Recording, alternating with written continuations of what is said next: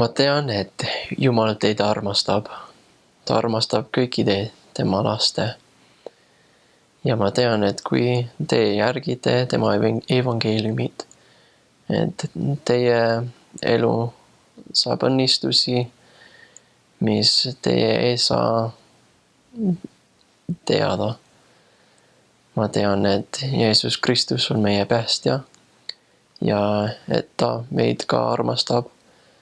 Ta on meie vanem vend ja ta suri meie eest.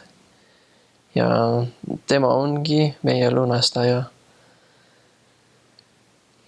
Ta armastab meid ja see leping, mis ta tegi meile ja meie jaoks, on midagi väga suur ja meie saame seda armastust tunda, kui me seda järgime, kui me järgime seda, mis prohvet meile ütleb. Ma tean ka, et Joseph Smith oli Jumala prohvet ja et ta taastas Jumala kirik maa peale. Ma tean, et see on õige kirik ja see on Kristuse kirik. Ja ma tean, et kui me järgime see, mis Jeesuse Kristuse evangeelium ütleb meile, meie elu saab paremaks. Me saame väga palju õppida ja me saame väga palju armastust tunda. Ma tean, et see evangeelium on armastuse evangeelium ja et kui me seda järgime, me saame seda tunda.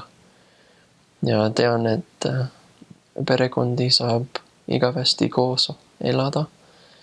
Et see on üks õnnistus, mis tuleb sellest evangeeliumist.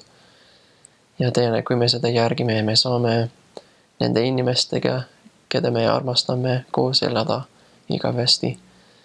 See on midagi, mis on väga tähtis ja tahan, et te kõik seda elate ja tean, et kui te seda teete, et te saate õnne ja rõõmu tunda.